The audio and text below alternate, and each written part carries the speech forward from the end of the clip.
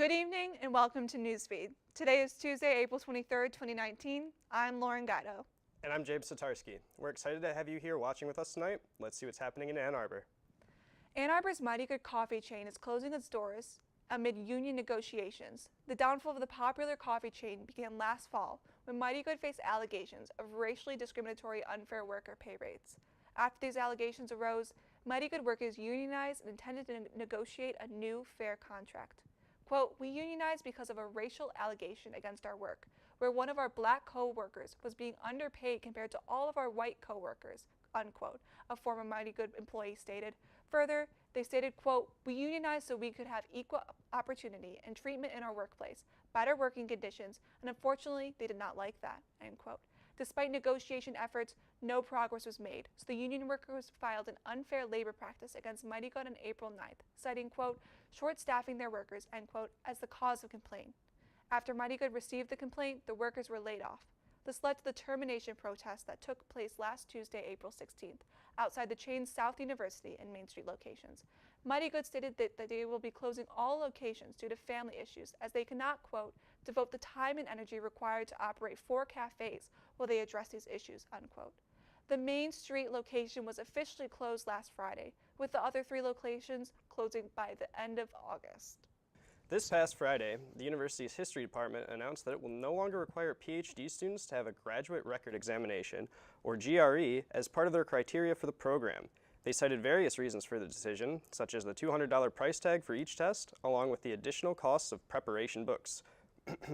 They also cited the ineffectiveness of the test, saying, quote, "they will focus on the qualitative measures of student success, like essays, grades, and letters of recommendation, when admitting students to the program." They also spoke about how the GRE caters to more wealthy and well-represented groups, which causes issues for minorities and international candidates. Ann Arbor's annual Earth Day Festival is set to take place this Sunday at the Leslie Science and Nature Center. The family-friendly event will host displays from over 40 various local, environmental, nonprofit, and government organizations, including some focused on sustainable agriculture, composting, water awareness, green building and green commuting technologies, recycling, and more. There will also be various live animal demonstrations, hands-on activities, and live entertainment. This festival aims to be a zero-waste event, encouraging attendees to bring reusable water bottles, place their waste in the correct receptacles, and carpool, walk, bike, or take public transportation to the event. Jenny Petoskey, a spokesperson for the Earth Day Planning Committee, discussed the event goals, stating, quote, "we're going to have exhibits there talking about compost and doing compost demonstrations, so there's a lot of opportunity to learn what an individual could do to help with climate change and sustainability," end quote. Now it's time for a short break. Stay tuned, we'll be right back. That I would never become a superhero.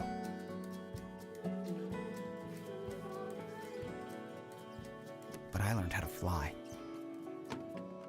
Just to come. They told me a bottle couldn't dream. That I would never become a superhero.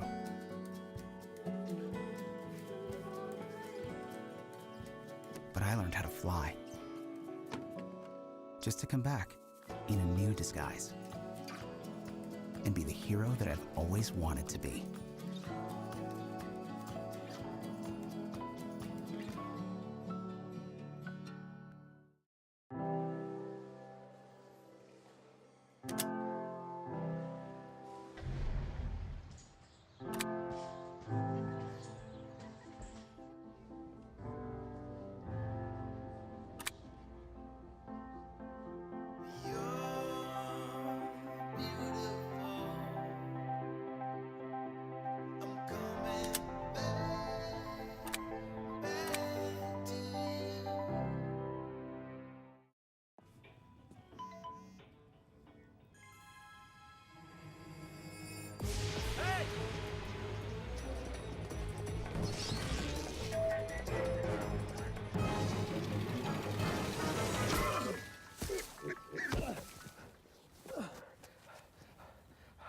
So, same time next week?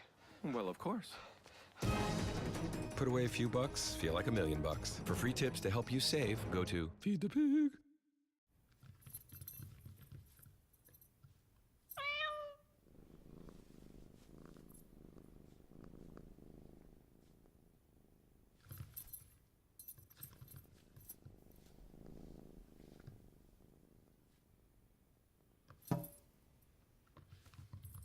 There's a shelter pet who wants to meet you. Meet one today. Visit theshelterpetproject.org. Adopt. Welcome back to the show. You're watching Newsfeed. Let's get back into some more local news. All right. Irene Butter, a retired professor from the University of Michigan's School of Public Health, will be receiving the Robert S. Northrup Humanitarian Award on April 24th in an event hosted by the Rotary Club of Ann Arbor.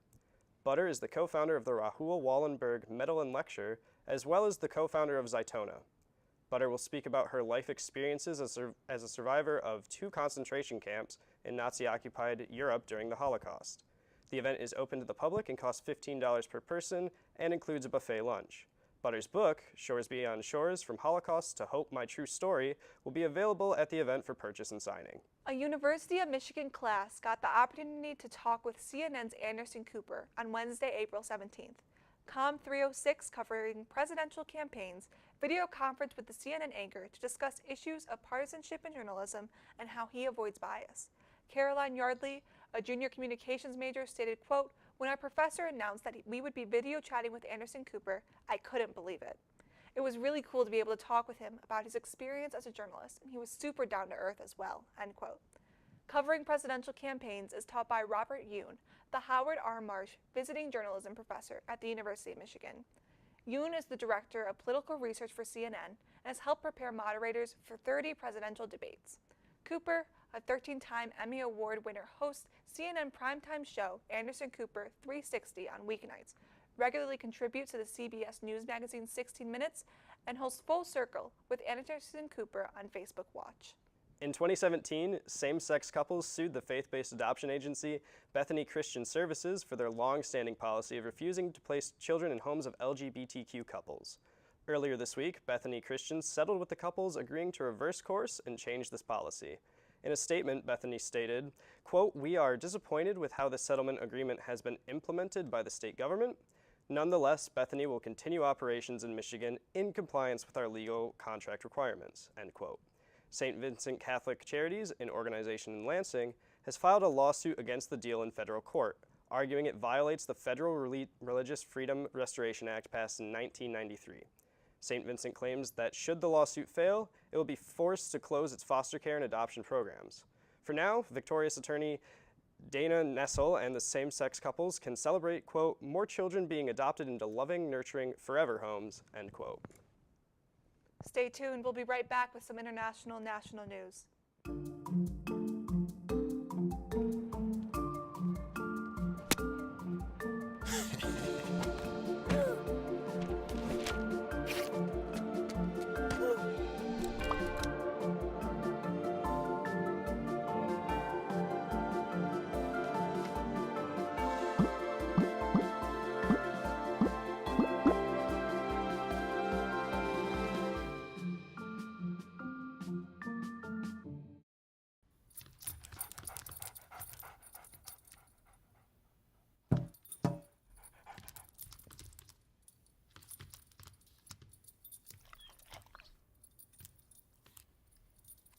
There's a shelter pet who wants to meet you.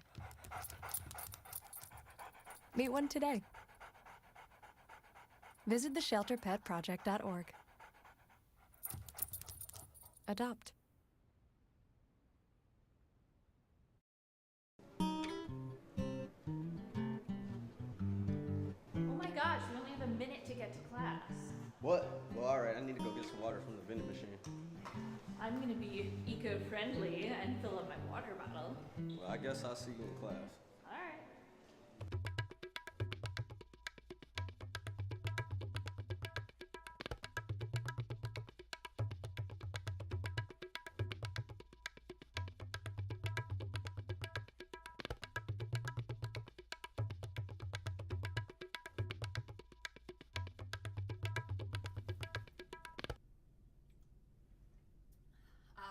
So fresh.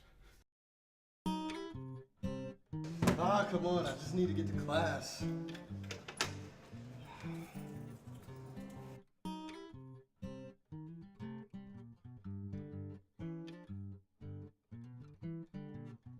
Welcome back to Newsfeed. Now it's time for some international news. Sri Lanka authorities have stated that at least 190 people have been killed, with hundreds more left injured in the recent bombings. The bombings themselves targeted luxury hotels and churches that were packed full for Easter Sunday worship and celebration. As a result, security around the country is being tightened in order to get to the bottom of the issue. Schools and government offices will be closed and a curfew will be imposed. Authorities have been tirelessly sweeping buildings, and reports are claiming that there have been about 7 arrests made with no further information released. The exact cause and group behind the violence have not yet been determined. Bitcoin investor Chad Elwertowski, a Michigan State alumnus originally from Tecumseh, Michigan, may face the death penalty in Thailand for, quote, violating Thailand's sovereignty, end quote. Elwertowski and his partner, Soprani Theptet, promoted a real estate venture known as seasteadings, where houses are built in international waters in order to avoid taxation. However, Thailand claimed that Elwertowski's structure 12 nautical miles away from its coast posed a danger to its national sovereignty.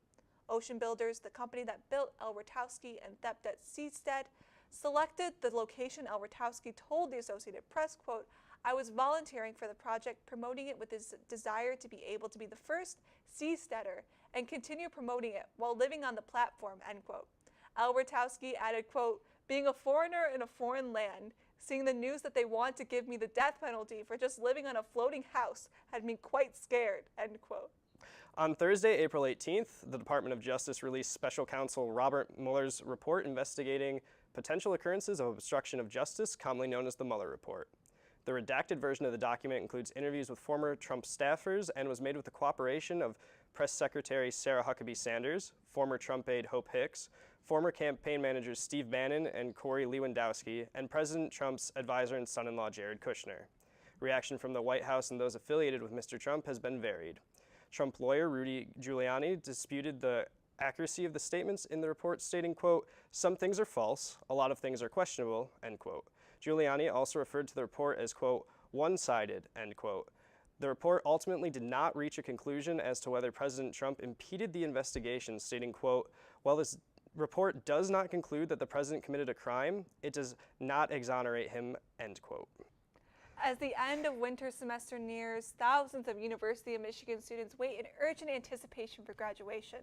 This is a bittersweet time, as we are excited for the bright futures ahead of these students, but sad for the friendships that will be lost in the process. This week's Wolverine Profile will highlight one such FTVM senior and Newsfeed producer, James Zatarsky. Can we go to camera 2 so we can have your awkward reaction? Thank you. James popped up at Newsfeed sometime last year and managed to claw his way up to the producer position after only one semester. His Wolv TV claims to fame include winning the 2019 Wolvie for Best Editor, creating amazing blooper reels to showcase why we can't be a live program, and somehow managing to not have a heart attack over the amount of annoyance Lauren put him through this year. His many job titles include Newsfeed's graphics man, social media coordinator at the National Student Leadership Conference, and dead body wrangler. In his spare time, James enjoys drinking a Bud Light and sighing disapprovingly. In all honesty, James, you're the rock that kept Newsfeed stable. Your open ears, big heart, and editing skills will be deeply missed. Know that all of us here at Newsfeed will always be a family you can return to no matter where you are. Best of luck in the future, James. Thank you. You're welcome. Keep going. We'll fix it in post. Keep going. Well, that's all we have for you tonight. I'm James Zatarsky. And I'm Lauren Guido. And you've just been Newsfed.